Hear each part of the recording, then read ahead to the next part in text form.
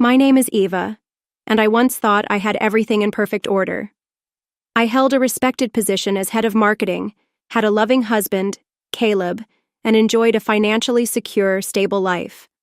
I felt a sense of pride in managing our mortgage payments independently, which added to my sense of accomplishment. Family was at the heart of everything, and Caleb's younger brother Felix, along with their mother Regina, were always a part of our lives. Having lost their father years ago, the brothers' devotion to their mother deeply impressed me.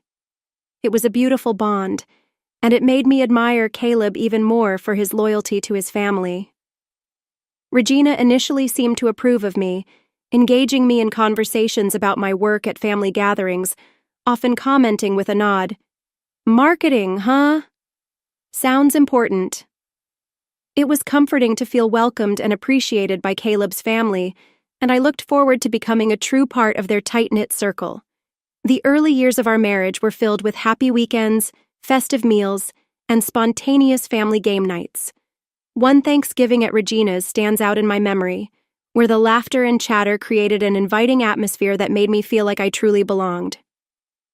However, things began to shift during a New Year's Eve party at Regina's house. While I was in the kitchen refilling my wine glass, I overheard a conversation that started to change my view. Regina was making fun of Clara's affordable dress in the living room, mocking her as a single mother who was trying too hard to fit in with the elites. This moment made me reassess the family dynamics I had once admired. What I had initially seen as harmless teasing began to reveal a much more cruel side.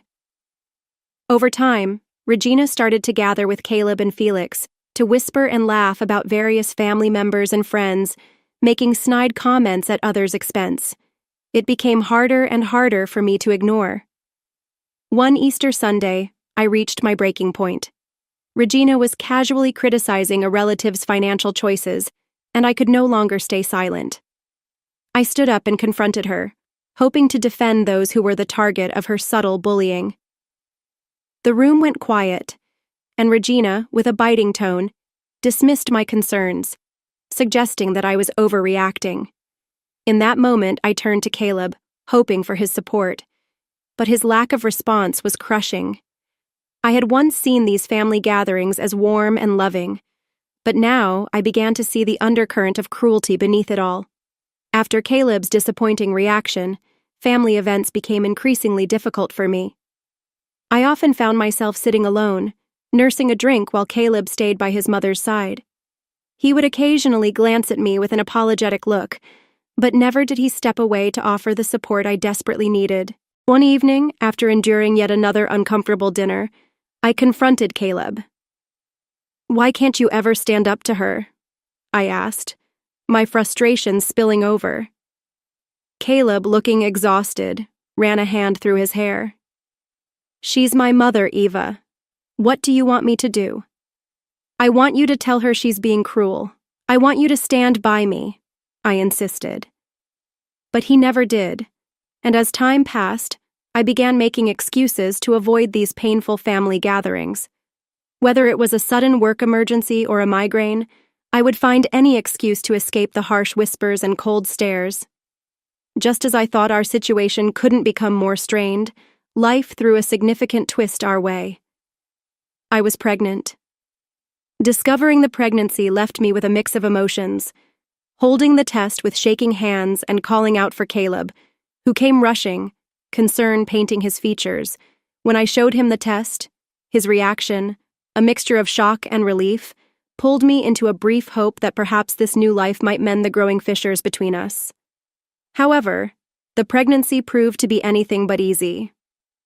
I faced constant nausea and dizziness, with the looming threat of miscarriage hovering over me, forcing me into bed rest and eventually quitting my job. As my condition worsened and my eyesight began to deteriorate, a rare but potentially permanent complication during this vulnerable time, I felt Caleb drifting further away, often returning home late, if at all, leaving me to face my challenges alone. The day of my scheduled C-section arrived sooner than expected due to my vision issues, making natural birth too risky. Lying on the operating table, filled with a blend of fear and anticipation, I asked for Caleb, only to be told by a nurse that he had chosen to wait outside. The surgery itself went smoothly, and hearing my son's first cries was a transcendent moment, filling me with an overwhelming rush of love. However, the joy was short-lived.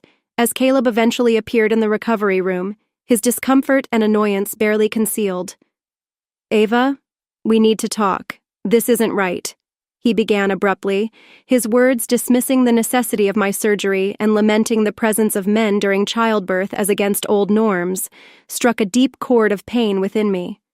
As he stormed out, claiming the hospital environment was too much for him, I was left alone, reeling not only from his words, but also from the reality of our situation. The subsequent weeks were a haze of sleepless nights and constant feedings, with Caleb's presence becoming rarer, leaving me to navigate the challenging waters of new motherhood by myself. Ever since our son was born, Caleb barely helped with his care and often complained. "Can you shut him up?" he growled as our baby cried through the night. "I'm trying," I'd reply, my voice heavy with exhaustion. "He's teething, Caleb. It hurts him." But Caleb had no patience for it all. "All you do is focus on the kid. What about me? What about our sex life?" I was astonished by his lack of understanding and compassion, especially as I was still recovering from major surgery and running on minimal sleep. As the weeks turned into months, Caleb's dissatisfaction only grew. One evening, while I was trying to soothe our fussy 7-month-old, he bluntly stated, "You need to go back to work." I was shocked. "What, but the baby?" I began. "We hire a nanny," he interrupted. "We can't keep living like this, Ava. We need the money." Despite wanting to argue that our son needed me and that I wasn't ready to return to work, the resolute look in his eyes silenced me. With a heavy heart, I began job hunting. Finding work with my compromised vision was challenging. I eventually secured a position at a smaller company, although the pay was less than before.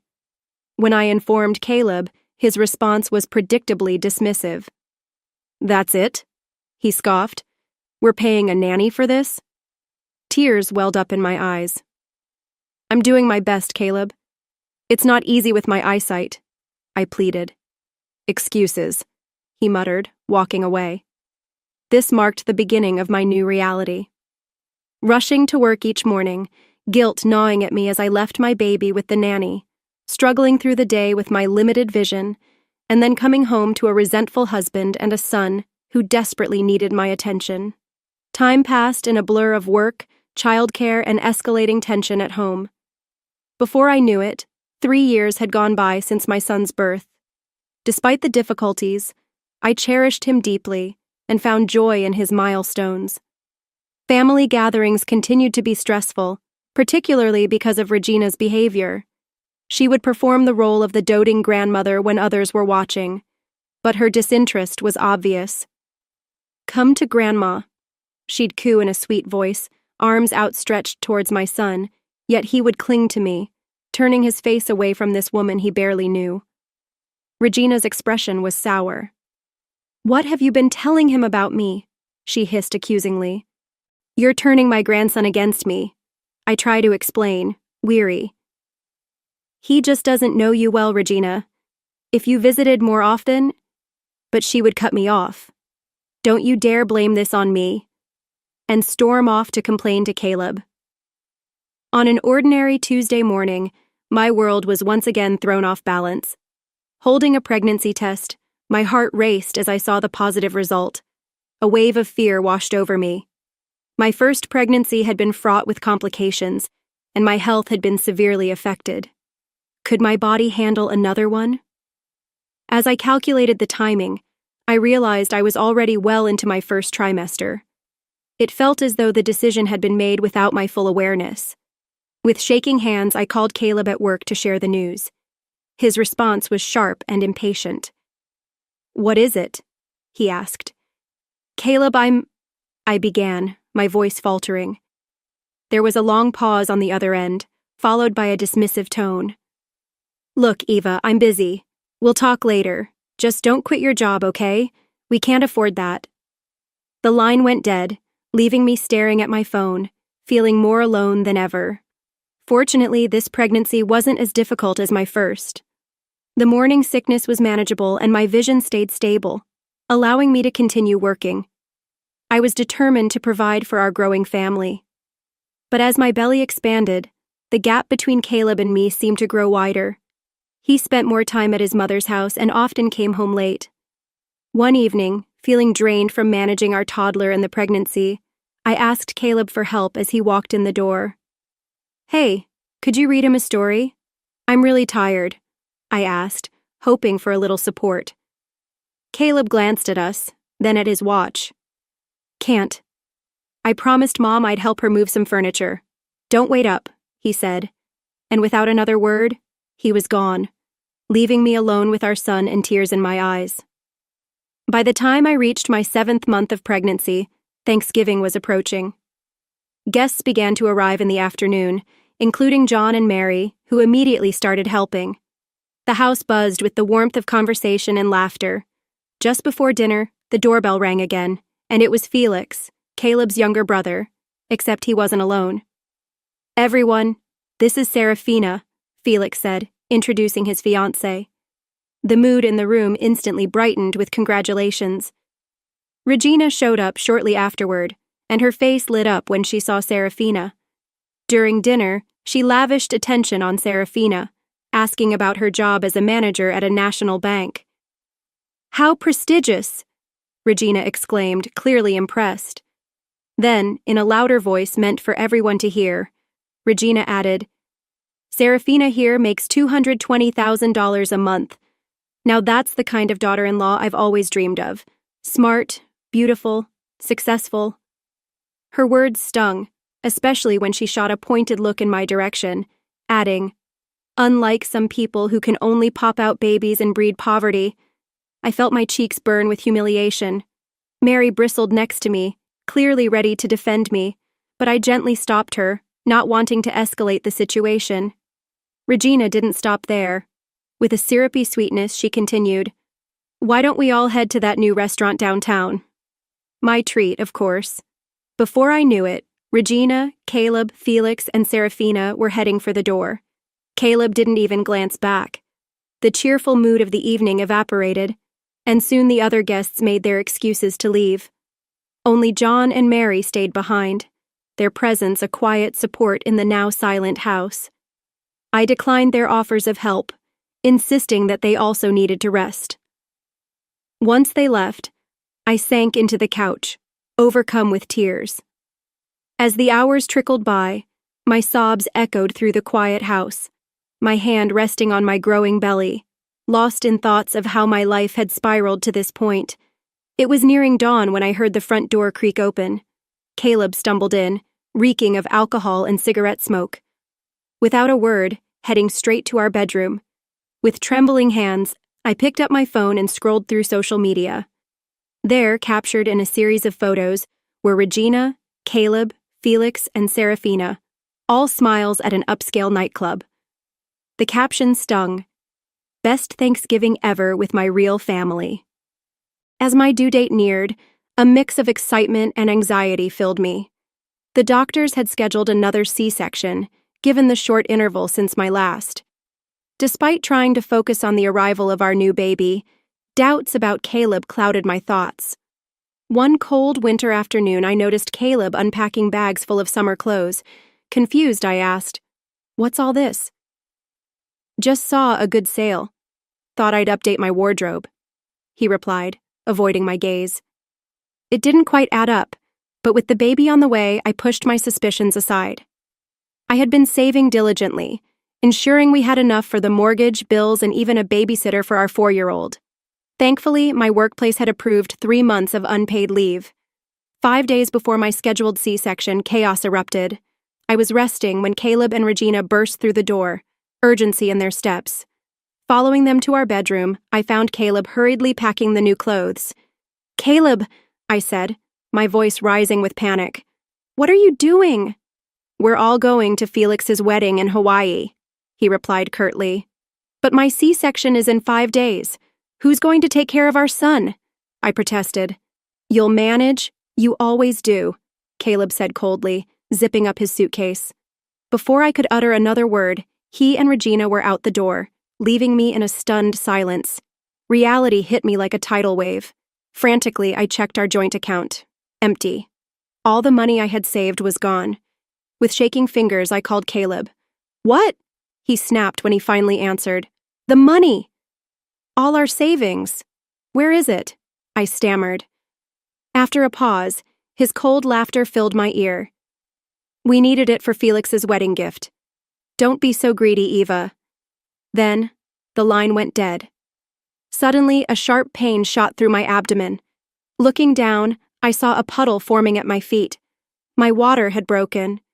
Panic ripped through me as I realized the imminent risk to my pre-C-section scar. Clutching my phone with one hand and my belly with the other, I dialed emergency services. The hospital was a whirlwind of activity, doctors shouting, machines beeping. I awoke hours later to the gentle beeping of monitors, Mary's tear-stained face hovering over me. "Ava," she whispered, squeezing my hand. "You're okay. The baby's okay." Slowly, the reality of what had happened set in. I had nearly lost my life. My baby had nearly been lost. 5 days after my emergency C-section, I was feeling surprisingly resilient, both physically and emotionally. The doctors were impressed with my recovery and promptly gave me the green light to head home. During this time, Caleb hadn't bothered to call once, not to check if I was alive, nor to inquire about his new son. At that moment, I realized our marriage had irrevocably broken down. I reached out to John and Mary, asking if I could stay with them temporarily.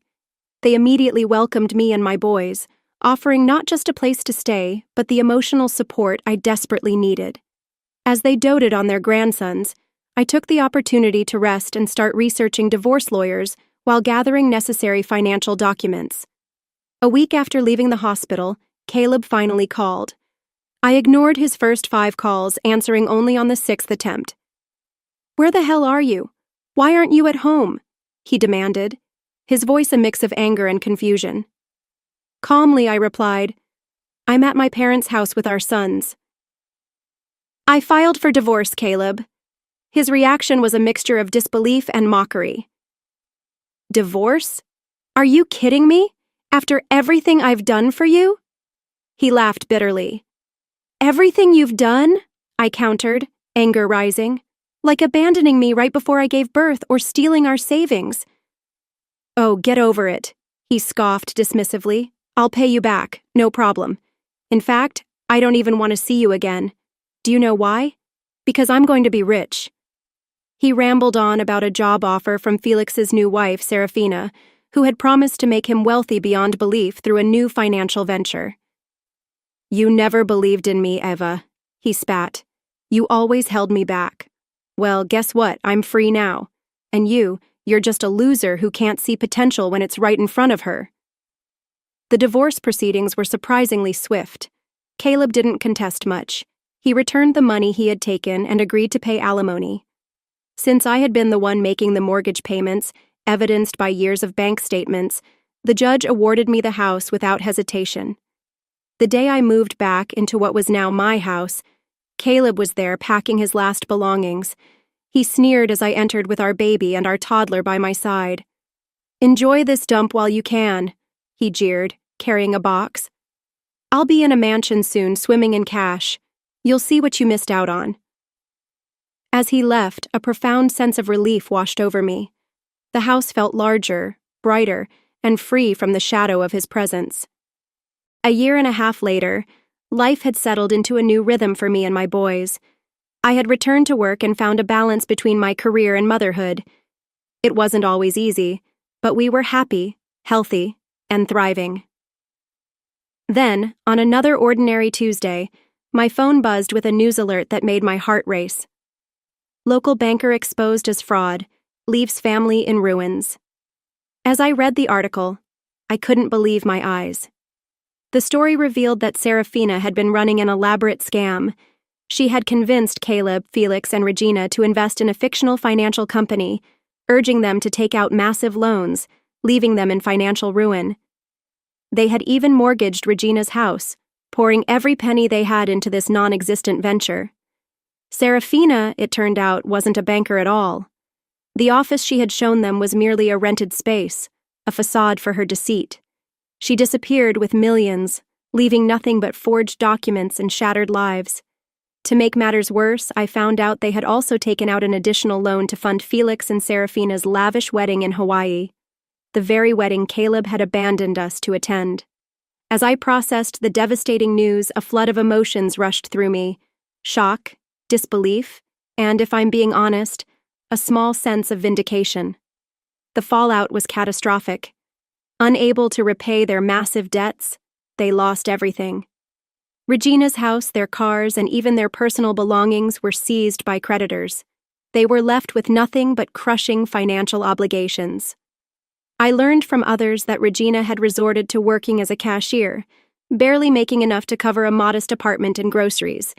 Caleb and Felix found themselves in dire straits, their dreams of wealth and success utterly shattered. I couldn't help but feel a deep sense of relief that I had divorced Caleb when I did, sparing my children and me from the financial devastation that had engulfed his family. Just when I thought I had moved on from all the pain and turmoil, my phone rang. It was Regina's number. Against my better judgment, I answered. "Eva?" Regina's voice came through, sounding timid, a far cry from her usual authoritative tone. "We need your help," she pleaded, asking if they could stay with us. "The children need their father and grandmother," she insisted. "You can't turn your back on family in times like this." I took a deep breath, memories of the past flooding back.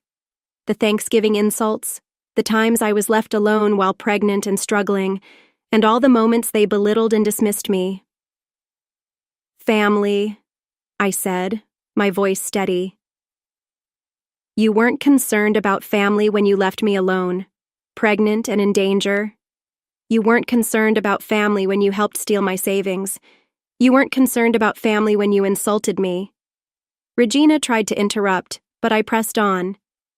"I'm sorry for what you're going through, Regina, but I'm not responsible for the choices you, Caleb, and Felix made.